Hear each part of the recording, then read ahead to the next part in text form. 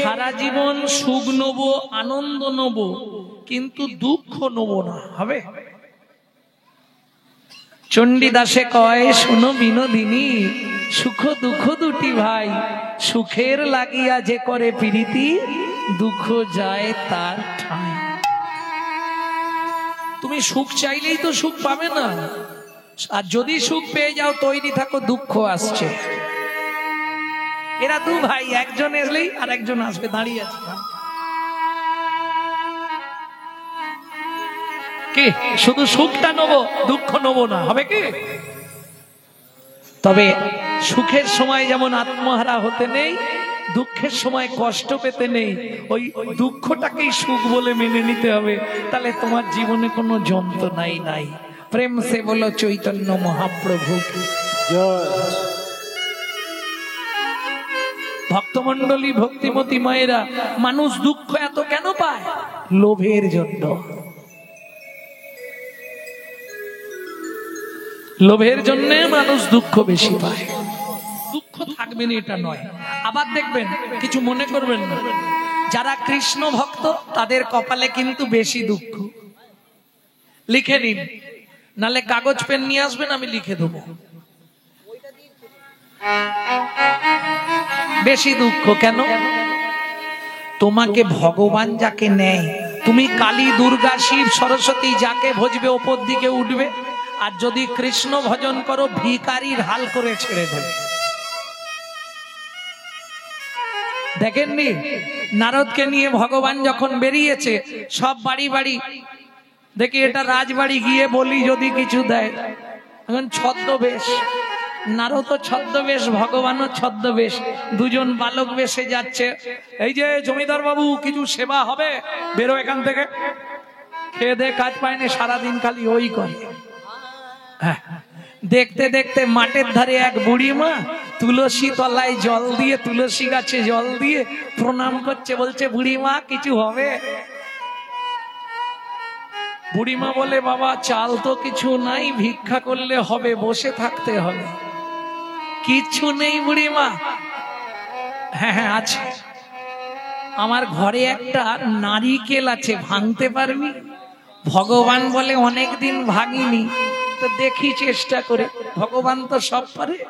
নারদ বলছে, প্রভু চলো না। বলছে, না না বুড়িমা, নারকেলটা খেয়েই যাবো। তার নারকেলটা ভাঙতে গেছে, নারদ যেই ঠোকা দিয়েছে, ভেঙেছে, জল তো পড়ে যাচ্ছে, ভগবান এইভাবে ধরে জলটা খাচ্ছে। বেশ মজা হলো। ওদিকে হাম্বা, কেউ না চিনতে পারলেও বুড়ির একটা গাভী ছিল, সে কিন্তু চিনে ফেলেছে ভিখারিটাকে দেখে। এ তো যেমন তেমন ভিখারি নয়, সেজে এসেছে হাম্বা। ভগবান তাকে হাত দিয়ে দেখা, থেমে যা, আওয়াজ দিস না। থেমে গেল গাভী। নারদ, নারকেল তো খাওয়া হলো, এবার চলো। নারদ বলছে, প্রভু এত কষ্ট করে বুড়িমা তোমাকে সেবা দিল, যাই দিক দিয়েছে তো আশীর্বাদ করবে না? বলে, 3 রাত্রির মধ্যে ওই বুড়ির ঘরে আগুন ধরু।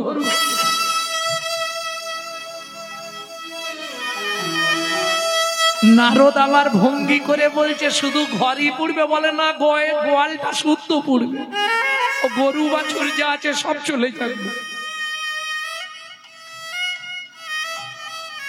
নারদ বলছে, এইবার তোমার সঙ্গে ঝগড়া হলো বলে। কেন নারদ? জমিদার কিছু দিলনি, তাকে বললে তোর অনেক হোক, অনেক হোক, আরো হোক তো। বলে, নারদ বুঝলে না কি? শিশুর চিন্তা মায়ের কোল, শিক্ষকের চিন্তা শিক্ষা, শিক্ষকের চিন্তা শিক্ষা, গুরুদেবদের একটাই চিন্তা, কাকে দেবে দীক্ষা, কাকে দেবে দীক্ষা। যোগীর চিন্তা জগন্নাথ, ফকিরের চিন্তা মক্কা, ফকিরের চিন্তা মক্কা, ধনীর চিন্তা সদাই ধন, ও যে 99 এর ধাক্কা, 99 এর ধাক্কা। এ তত্ত্বটা বলবো কি? হ্যাঁ বলবো। জয় রাধে। ব্যাপারটা বুঝলেন না? শিশুর চিন্তা মায়ের কোল। শিশুকে তুমি যত খেতে দাও তার তৃপ্তি নয়, কতক্ষণে মা একবার কোলে নিয়ে একটু দুধ খাওয়াবে। যত ভালো মন্দ দাও, কতক্ষণ মায়ের কোলে বসতে পারবো? কে মায়ের খাতিরের কাছে কারো খাতির হবে না। শিক্ষক বুড়ো হয়ে মরে যাচ্ছে, তবু রাস্তাঘাটে যাকে তাকে দেখলেই দেখবেন শিক্ষা দিতে শুরু করবে। বাবা এইরকম করিস নি, বাবা একটু ভদ্রভাবে চলাফেরা কর, কারণ ওর অভ্যাস শিক্ষা দেয়া। যোগীর চিন্তা জগন্নাথ। প্রতি বছর কোথাও যাক না যাক, রথে একবার জগন্নাথকে দেখতে যাবে ফকির। সারা বছর ভিক্ষা করলেও সে জানে প্রত্যেক দিন 2 টাকা করে হলেও রাখতে হবে, আমাকে একবার হজে যেতে হবে মক্কায়। আর যে ধনী ব্যক্তি, তার একটাই চিন্তা কি করে 99 100 হবে। ও শালা মরার দিন পর্যন্ত 99 আর 100। বিশ্বাস করো, ওর যেখান থেকে যা আসে তবু ওর পূর্ণ হয়নি, 99 রয়ে। ধনীর চিন্তা সদাই ধন 99, ওর 99 যে মরার আগে পর্যন্ত 99 আর পূর্ণ হলো না।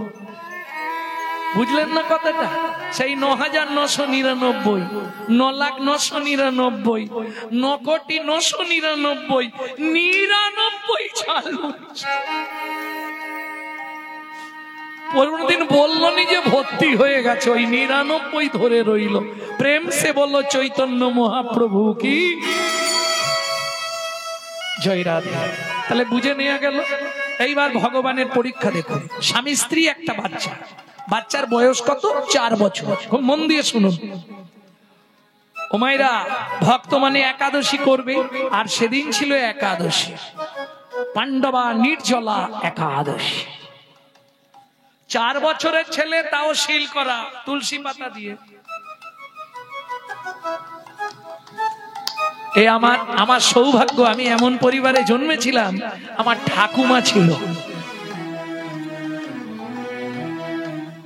একদম রাত্রি 12টা বাজলো শিল, পরের দিন আর খুলবে না। তারপরের দিন পারণের সময় খুলে মুখ হাত ধুয়ে মহাপ্রসাদ মুখে দেবে। তুলসী পাতা চন্দন দিয়ে শিল করে দেবে। শুধু মনন করবে, মনে মনে ভজন করবে আর জপ করবে, মুখ খুলবেন। নির্জলা একাদশী। এইবার একাদশী করলে দ্বাদশীর পালন করতে হয়। পৃথিবীতে তোমার যত ব্রত থাক, বুঝলে, বড় বাবা, ছোট বাবা, মেজ বাবা সব বলে শুনি, কি সন্তোষীমা, তারপরে বলো না গো বড় ঠাকুর, এই ঠাকুর মশাই বলতে পারবে। অনেক রকম ব্রত আছে জানো। এই আবার এই মাসেই তো হবে গো বিপদ তারানি নাকি একটা। হ্যাঁ, এই দেখো, হরি বল হরি বল। শালা বিপদের মালিক গোবিন্দ, আর এটা বিপদ তারানিকে ডাকছে। ভাবো, কাউকে কিছু বলার দরকার নেই, শুধু নাম করে যাও।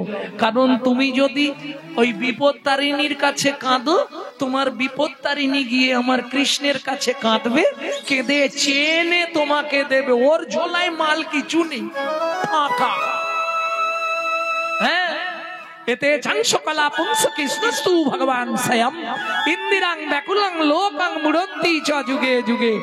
একলা ঈশ্বর কৃষ্ণ, আর সব ভিত্ত। যারে জইছে না চায় কৃষ্ণ, তৈছে করে নিত্র। এবার প্রশ্ন হবে, তাহলে আমি কি কালী ঠাকুরকে প্রণাম করব না? নিশ্চয়ই করবে, কেন করবে না? যে কোনো দেব দেবী দেখিলে প্রণাম করিবে, অতঃপর সবার কাছে মেগে লবে কৃষ্ণ ভক্তি। কৃষ্ণ ভক্তি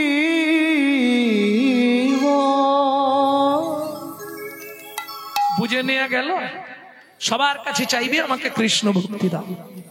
বেশ, চলুন দ্বাদশী তিথি। পদ্মা, তুমি ভাতের জলটা হাঁড়িতে বসাও, আমি 5 ঘর ভিক্ষা করে আনি। দ্বাদশীর পারণ সারবে। সকাল বেলায় ভিক্ষা বেরিয়েছে, দুর্যোগ সেদিন খুব। ও মায়েরা, কাঁধে ঝোলা, হাতে কর্তাল, অযাচিত ভিক্ষা করে কে? সনাতন দাস। অযাচিত মানে বোঝেন তো? কই গো মায়েরা, কিছু দাও, বলবে না, শুধু নাম করবে আর চলে যাবে। তুমি দিলে দিলে, না দিলে না দিলে। ভজ শ্রীকৃষ্ণ চৈতন্য প্রভু নিত্যানন্দ, হরে কৃষ্ণ হরে রাম শ্রী রাধা গোবিন্দ। ভজ শ্রীকৃষ্ণ চৈতন্য প্রভু নিত্যানন্দ, হরে কৃষ্ণ হরে রাম শ্রী রাধে গোবিন্দ। হয়ে কলি যুগে শ্রীকৃষ্ণ চৈতন্য অবতার, হয়ে কলি যুগে শ্রীকৃষ্ণ চৈতন্য অবতার। খেলিবার প্রবন্ধে কইল খোল করতাল, খেলিবার প্রবন্ধে কইল খোল করতাল। আকাশও সেজে গেছে, 3 ঘর হয়ে গেছে, আর 2টো ঘর নিয়ে দৌড়াতে পারলে গড়াগড়ি যান প্রভু নিজ সংকীর্তন। একটু দাঁড়া বাবা, আমি বাড়ি চলে যাই। 5 ঘর ভিক্ষা করেছে, 5 ঘর ভিক্ষা নিয়ে আর দেরি করেন, একবারে ভিক্ষার পুডলিটা বুকে চেপে নিয়ে ছুটতে শুরু করেছে। ঠিক মাঝ রাস্তায় এসেছে, কড়কড় কড়াত করে বাচ্চা ঘাত মাথায় পড়ে গেল। যা মাথার ওপর এসে বজ্রাঘাত পড়লো, চিৎকার করে উঠলো, বাঁচাও বাঁচাও। দূর থেকে গ্রামের লোকেরা দেখতে পাচ্ছে, ঘরের ভেতর থেকে, ওই দেখ সনাতনের মাথায় বজ্রাঘাত পড়ে গেল রে। ও মা, দাউ দাউ করে দেহটা কেমন জ্বলছে, দেখ কেমন মৃত্যুর জন্য ছটফট করছে, দেখ দেখ। যখন পৃথিবী শান্ত হলো, ঝড় জল থেমে গেল, পাড়ার লোকরা ছুটে গেল পদ্মাবতীর কাছে। পদ্মা, ও জ্যাঠামশাই আপনারা এসেছেন, বসুন, ও ভিক্ষায় গেছে, এক্ষুনি এসে যাবে, বসুন। হাড়িতে কি ফুটছে পদ্মা? জল ফুটছে জ্যাঠামশাই।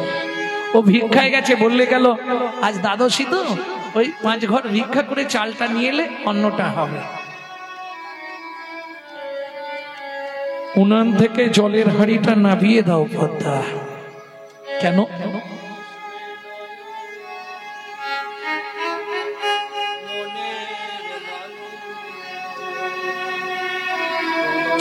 শোনো, কথা শোনো, হাড়িটা নামিয়ে দাও। কি হয়েছে বলুন না? বলছি, আগে হাড়িটা নামিয়ে দিয়ে এসো। ফিরে আসবে না মনে মানুষ কোনো দিন ঘরে। ফিরে আসবে নয়া মনের মানুষ কোনো দিন ঘরে। বিধিতা রে, কি বলছেন যেটা মশাই? ও গো বিধিতা রে, কেড়ে নিয়েছে, ও গো বিধিতা রে, কেড়ে নিয়েছে। চিরদিনের তরে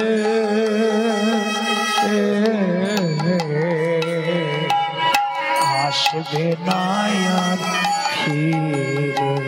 ফিরে আসবে নয়া মনের মানুষ কোনো দিন ঘরে। হাত দুটো জোড়ো করে পদ্মাবতী দাঁড়িয়েছে, সত্যিটা বলুন না কি হয়েছে? কোনো দিন ঘরে। সনাতন ভিক্ষা করে বাড়ি ফিরছিল, রাস্তার মাঝখানে মাথায় বজ্রাঘাত করে মারা গেছে। রুদ্ধ শ্বাসে ছুটলেন পদ্মাবতী, ছুটতে ছুটতে গিয়ে আছাড় খেয়ে পড়লেন স্বামীর দেহের উপর। ও গো স্বামী গো,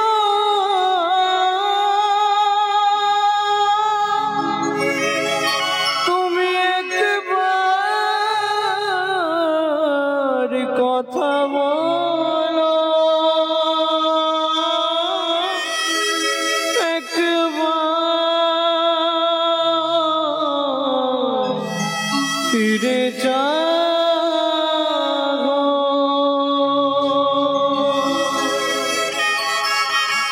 আমি কি এমন অপরাধ করেছি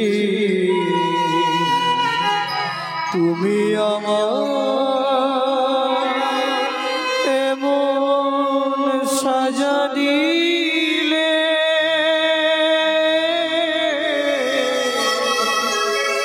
এই কি তোমার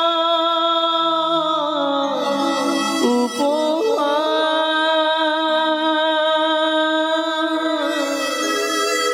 এই কি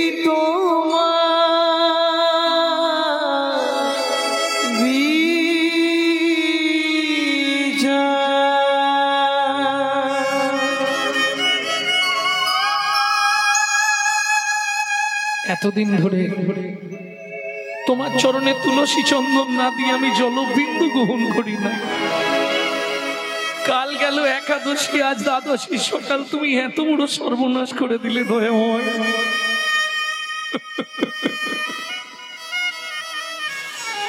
কথা কাঁদলে আর ফিরবে না। তাড়াতাড়ি অন্ত্যেষ্টিক্রিয়ার ব্যবস্থা করতে হবে। 4 বছরের ছেলে মাধব। উমা মা, বাবা রাস্তায় ঘুমাচ্ছে কেন? উমা বাবাকে ডেকে নিয়ে ঘরে চলো না মা। ভাবুন তো এই সময় কি হয়। উমা বাবা কেন রাস্তায় শুয়েছে, ডাকো না বাবাকে মা। খোকা আর বাবা সাড়া দেবে না। বাবা সারা জন্মের মতো আমাদের ছেড়ে চলে গেছে। মানি ডুবিল জলে, পরিমাণি ডুবিল জলে, কোন বিধাতা কোন বিচারে কোন কর্মের ফলে, কোন বিধাতা কোন বিচারে কোন কর্মের ফলে, মানিক ডুবিল জলে, মানিক ডুবিল জলে। পাড়ার লোকেরা বুঝিয়ে শ্মশান ঘাটে নিয়ে গেল। অন্ত্যেষ্টিক্রিয়া শেষ হলো, ভিক্ষা করে সাধ্য শান্তি হলো, কিন্তু সংসারটা চলবে কি করে ভাবুন। যদিও তখনকার দিনে, ও মায়েরা আসতে গো, কথা বলো না। যে যাবে চুপচাপ উঠে চলে যাও না, কথা বলছো কেন?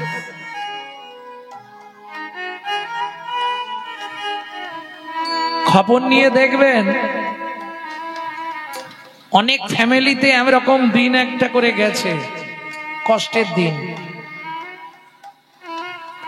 মাধুর মা মাধুকে চাবি দিয়ে রেখে লোকের বাড়ি কাজ করতে যায়। একটু মন দিয়ে কথাটা শুনুন।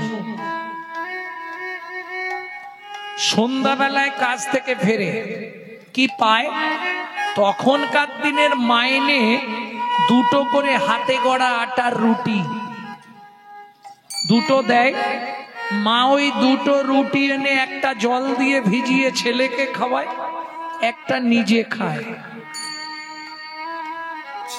কি কষ্টের দিন ভাবুন।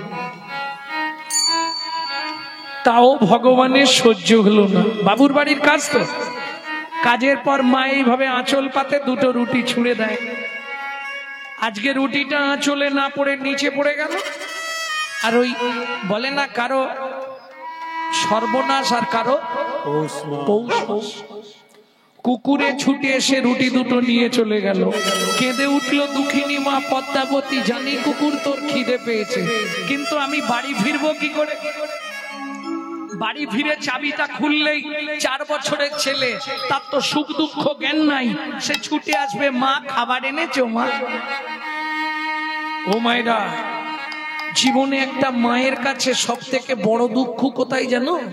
যখন ছেলে কিছু খেতে চায়, মা খেতে দিতে পারে না অভাবের সংসারে, তখনই মায়ের বুকটা ফেটে যায়। ভগবান কেন আমায় মাতৃত্বের অধিকার দিলে?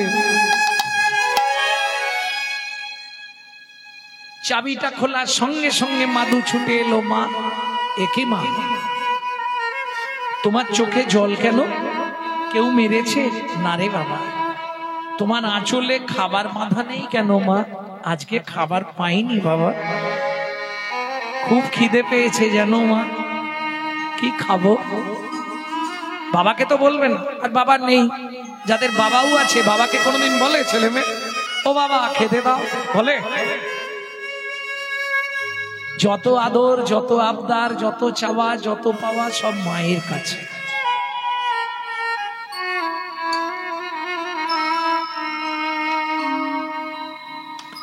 দাঁড়া মাধু, এই পাড়া থেকে একটু খাবার চেয়ে আনছি বাবা, এক্ষুনি যাবো আসবো। আগেকার দিনে কলাইয়ের জামবাটি ছিল, ওই জামবাটিটা হাতে নিয়ে মা গেছে। তোমাদের ভাত না থাকুক, ভাতের একটু ফ্যান আমাকে দাও। ভক্তমন্ডলী, ভক্তিমতী মায়েরা, আমার জীবনের চরম সাক্ষী আমার মা চলে গেলেন। আজকে হয়তো আপনাদের তিল তিল কিপায় একটা জায়গায় পৌঁছে গেছি, না হলে একদিন এমন ছিল আমার মা পাড়া থেকে ফ্যান চেয়ে এনে নুন দিয়ে গুলে দিত, আমি খেয়ে স্কুলে যেতাম।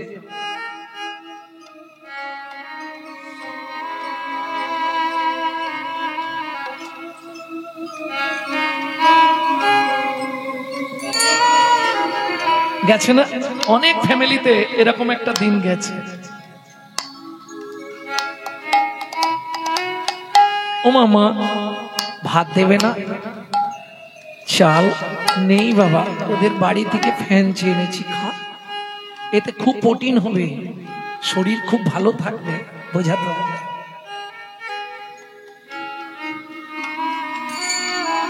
দুঃখিনী মা পদ্মাবতী গোটা পাড়া ঘুরে যখন এক বিন্দু খাবার পেল না, মনে মনে ভাবলো মাতৃত্বের অহংকার রেখে কি হবে। ছলে বলে কলে কৌশলে রাতে মাধুকে ঘুম পাড়িয়ে দিয়ে আমি গঙ্গার জলে ঝাঁপ দিয়ে মরবো।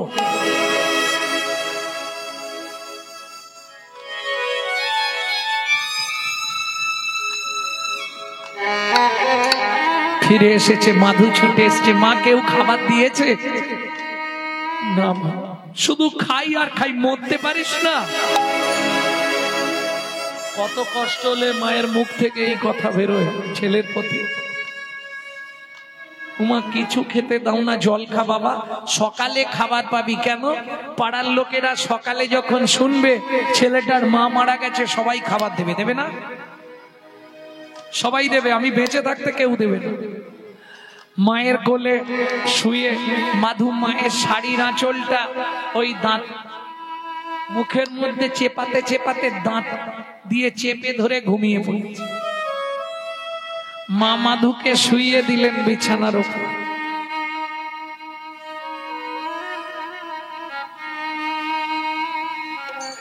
শুইয়ে দিয়ে ভগবানের উদ্দেশ্যে প্রণাম করে বললেন, হে ভগবান, শাস্তে বলে জীব দিয়েছেন যিনি, আহার দেবেন তিনি। ঠাকুর গো, প্রাণের মাধুকে আমি তোমার চরণে রেখে গেলাম, তুমি ওকে দেখো ঠাকুর, তুমি ছাড়া ওর কেউ নেই। মাধু, ও মাধু, ঘুম ভাঙলে যখন শুনবি তোর মা আত্মহত্যা করে মরেছে বাবা, দুঃখিনী অভাগিনী মাটাকে ক্ষমা করে দিস বাবা। আর একটা কথা মাধু, আবার যদি তোর মনুষ্যকুলে জন্ম হয়, ভগবানকে বলবি বাবা যেন আমার মতো এমন দুঃখিনী মায়ের গর্ভে তোর জন্ম না হয়।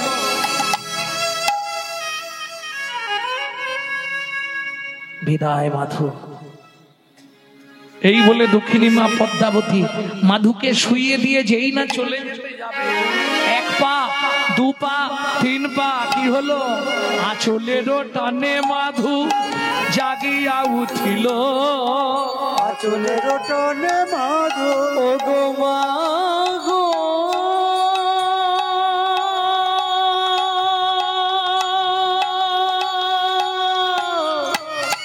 যেও না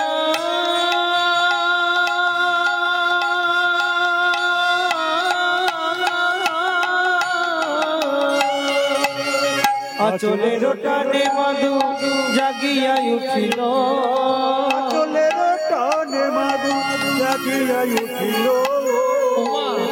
আমায় ফেলে যেও না মা, কাঁদিতে লাগিল। আমায় ফেলে যেও না মা, কাঁদিতে লাগিল। মাগো আমি কি তোমার এতই বোঝা, আমি কি তোমার এতই বোঝা। আমি আর খাবার চাইবো না মা, তুমি আমায় ফেলে যেও না। আমি আর খাবার চাইব না মা, আর খাবার চাইব না মা। আমি কি তোমার এতই বোঝা। তুমি চিন্তা করো না মা, কাল থেকে সংসারটা আমি চালাবো। 4.5 বছরের ছেলে সংসার চালাবে বলছে, হবে?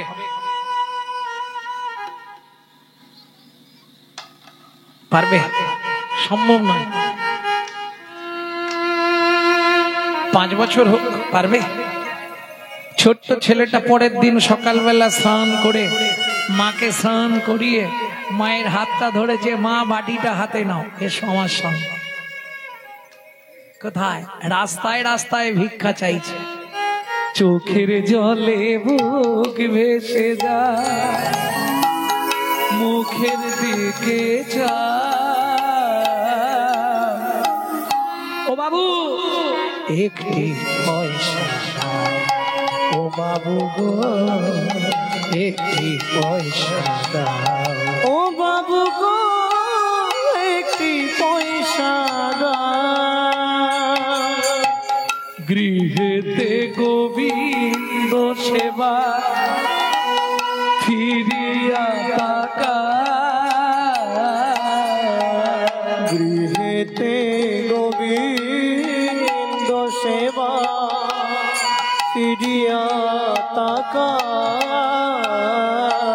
চোখের জলে বুক ভেসে যায়, মুখের দিকে চায়। একটি পয়সা দাও, তাই গৌর হরি গো, একটি পয়সা দাও বাবু গো, একটি পয়সা দাও। একদিন বেরিয়েছে, যা ভিক্ষা পেয়েছে এখন 3 মাস চলবে।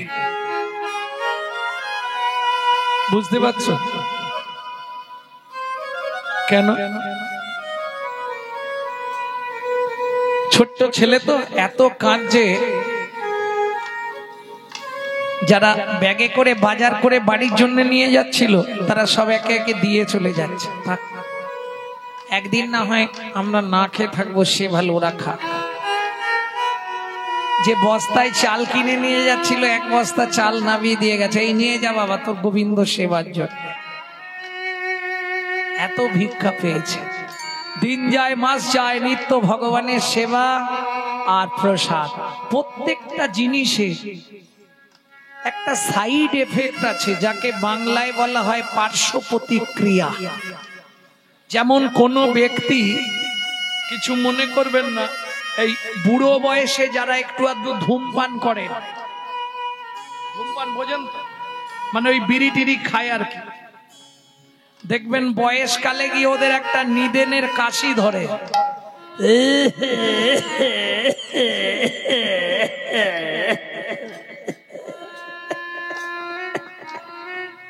ও আর সারবে না, মরে যাবে। ও যার হয়েছে সে জানে। কি, আমার একটা কাকা ছিল, গত বছর, তার আগের বছর মারা গেল। 4টের সময় হয়তো বাড়ি ফিরলাম গান থেকে, আর ওদিকে ওই শুরু হলো, ও কাকা কি করছো গো?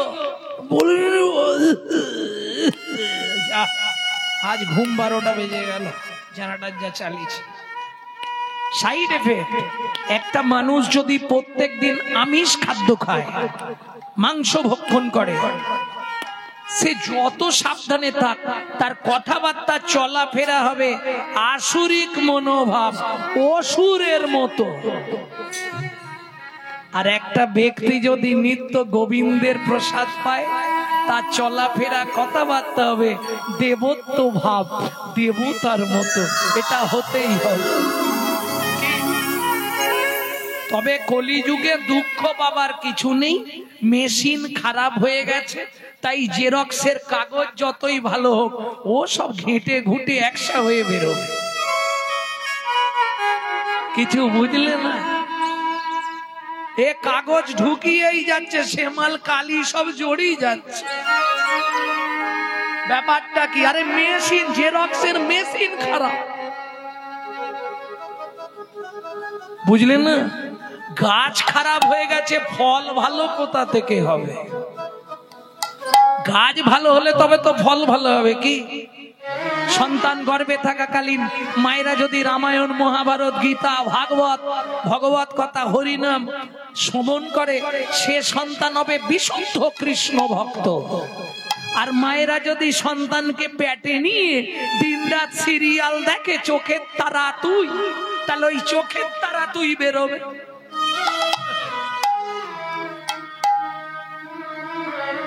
বোঝে না, সে বোঝে না, ওদিকেও বুঝবে না, শেষকালে গিয়ে দেখবে বুঝলো। কি বলবো, ঠাকুরদা ছেলে কোটিপতি, ভাত দেয় নেবে, ঠিক করেছে। সিরিয়াল দেখা বাচ্চা তো ভাত দেবে কোথা থেকে? ওমা, সন্তান গর্ভে থাকাকালীন তুমি যদি নারায়ণের সাঞ্জল খাও, গোবিন্দের চরণ তুলসী খাও, ভালো করে বুঝবে। বৌমাকে সাথ দিচ্ছ, মহাপ্রভুকে ভোগ লাগিয়ে প্রসাদ দাও, তবে তো সন্তানটা কৃষ্ণ ভক্তি আসবে। কি ভক্তমন্ডলী, ভক্তিমতী মায়েরা, যদি তুমি জগন্নাথের মহাপ্রসাদ খাওয়াও, সে সন্তান দেখতে যেমন তেমন হোক, একদিন দিকপাল হবেই হবে। আর তুমি যদি সন্তানকে গর্ভে নিয়ে দিনরাত এগ রোল, চাউমিন, ফুচকা খাও, তাহলে ওটা ফচকে ফচকে ছেলে মেয়ে জন্মাবে, নিশ্চিন্তে থাকো। প্রেম সে বলো চৈতন্য মহাপ্রভু জয়। গাছ গুনে ফল, কে বুঝলে না? গাছ গুনে ফল, বিচি গুনে করি। তারপরে একটা বলবো, পরেরটা বলবো। কাঁঠাল খেলাম রামপুর হাটে, আর গু খেলাম বাড়ি। কিছু বুঝলে কি? একজন কাঁঠাল বেচছে, তা দুজন গেছে হরি আর মধু। এই মধু, এই আজ রথের মেলা, চল কাঁঠালটা খাবো। ও দাদু, তোমার কাঁঠাল কত? বলে বাবা দেখো, আমি ছাড়ি দিচ্ছি, তোমরা খাও, দানাগুলো এক জায়গায় রাখো, বিচিগুলো এক জায়গায় রাখো, ওইগুলো গুনে আমাকে পয়সা দেবে, আটা না করে। কেমন? এখন মধু খুব চালাক, বুঝলে? ও মাল একটাও দানা বার করছে না, সব নিয়ে নিচ্ছে ভেতর। হরি বল, হরি বল। দাদু তো গুনে দেখছে অনেক কম, এত কাঁঠালের কুয়ো গেল। আরে এই হরি, এই মধু, তুই কি কাঁঠালের বিচি সব গিলে নিয়েছিস? হজম হয়েছে, বাড়ি গিয়ে বুঝতে পারবে। ও তো বাড়ি আস্তে আস্তে পেট এবার মজরা দিচ্ছে। ব্যাস, বাড়ি পৌঁছাতে রাত্রি হয়ে গেছে, অন্ধকার, এদিকে আকাশে টিপ টিপ টিপ টিপ পড়ছে, ঘরের পিছনেই মাল সব বার করে এসছে। ভোর 4টে থেকে পেটের যন্ত্রণা 14 বার খালি বাইরে যাচ্ছে, 14 বার। কাল দানা ঢুকিয়েছে, আজ দানা বেরোচ্ছে।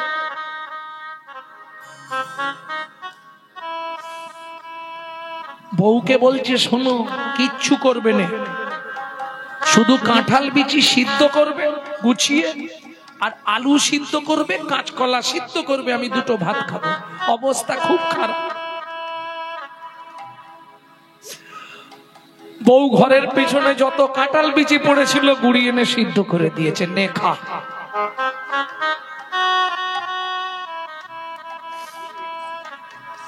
কিছু বুঝলে? সে তো মাল সারা রাত বৃষ্টিতে ধুয়ে চকচকে হয়ে গেছে। প্রেম সে বলো চৈতন্য মহাপ্রভু কি। তাহলে বুঝে নিলে তো অতি চালাকের চালাকি করতে যেও না, কারণ মানুষ হচ্ছে লোভী জাত, সবসময় নিজেকে চালাক মনে করে, বুঝলে না? এই জন্য মানুষের কপালে বেশি কষ্ট। যত করবি চালাকি, যাবার আগে বিছানায় ফেলে রোগড়ে রোগড়ে মারবো, তখন বুঝবি চালাকি। কারণ ক্যামেরা তো চলছে, ছাড় কেউ পাবে না। ও তুমি ঘরে খেল দিয়ে বইয়ের গলা টিপেছো, সেখানে গিয়ে দেখবে কোন হাতে গলাটা টিপেছিলে তার ছবি টাঙানো থাকবে, নিশ্চিন্তে থাকো।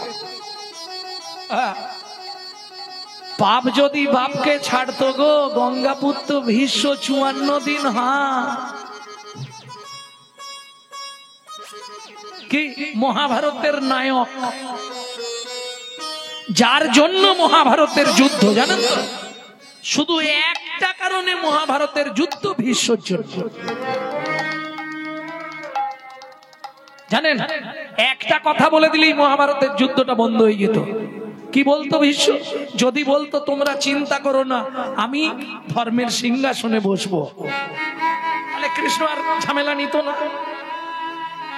ভীষ্ম যখন রাজি হলো না, বাধ্য যুদ্ধ। ভক্তমন্ডলী, ভক্তিমতী মায়েরা, তাহলে সেই নায়ক তার কি অবস্থা? তুমি আমি তো কোন ছাড়, আমাদের তো কোনো জায়গাই নেই। কি ওমা মা, ওমা বিজয়ের বন্ধু, বিজয়দের আত্মীয় স্বজন আছে, গণেশের আত্মীয় স্বজন আছে, বলো না মা এই পৃথিবীতে আমার কি কেউ নেই? মা বললে মাধু, এই পৃথিবীতে একজন আমাদের আত্মীয় আছে। আত্মীয় কাকে বলে? আত্মার সঙ্গে আত্মার যার সম্বন্ধ আছে সেই হলো আত্মীয়। আত্মীয় মানে ওই মাসি পিসি বোন জামাই, এরা আত্মীয় নয়। কি যে আমার নিতাই ভালোবাসে, যে আমার গৌর ভালোবাসে, সে আমার পরমাত্মীয়। প্রেম সে বলো চৈতন্য মহাপ্রভু। এটা আমি বলছি না, লোচন দাস ঠাকুর বলছে, যে দেশে নিতাই নাই সে দেশে না যাব, নিতাই বিমুখ জনা মুখ না হেরিব, নিতাই বিমুখ জনার মুখ না হেরিব। তাদের বদন দেখবো না, তাদের সঙ্গে কথাও বলবো না, যারা আমার নিতাইকে না ভালোবাসে। বলো না মা কে আপনজন? মা দেখলো ছেলেটা যৌবন পেয়ে গেছে যখন, একে আর জায়গা বলে দেয়াই ভালো। কেন? আমাদের মায়েরা হলে অন্য কিছু বলবে, হ্যাঁ আস্তে গল্প করো না। আমাদের মায়েরা হলে বলবে তোরও সব জেনে লাভ নেই, কদিন পরে তোর একটা ব্যয় দেবো, সুন্দর দেখে বউ মানবো, বৌমার রান্না ভাত খাবো। কলিযুগে কিন্তু হবে না। কেন হবে না?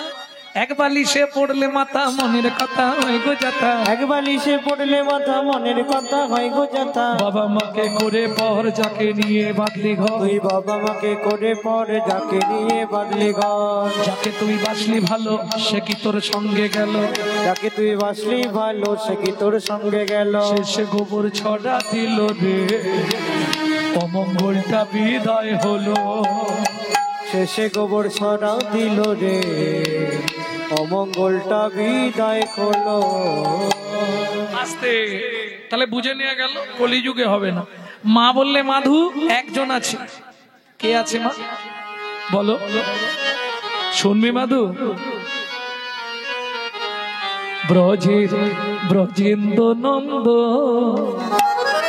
কৃষ্ণ স্বয়ং ভগবান।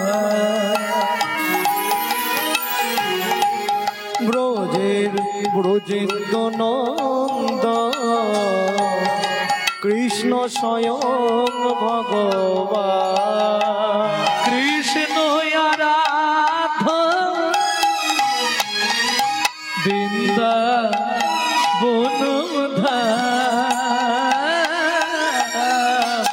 ব্রজের ব্রজেন্দ্র নন্দ তাই গৌর হরিব কৃষ্ণ স্বয়ং ব্রজের ব্রজেন্দ্র নন্দ কৃষ্ণ চয়ন ভগবান। আমার জননী জন্মভূমিশ্চ জননী জন্মভূমিষ্ঠ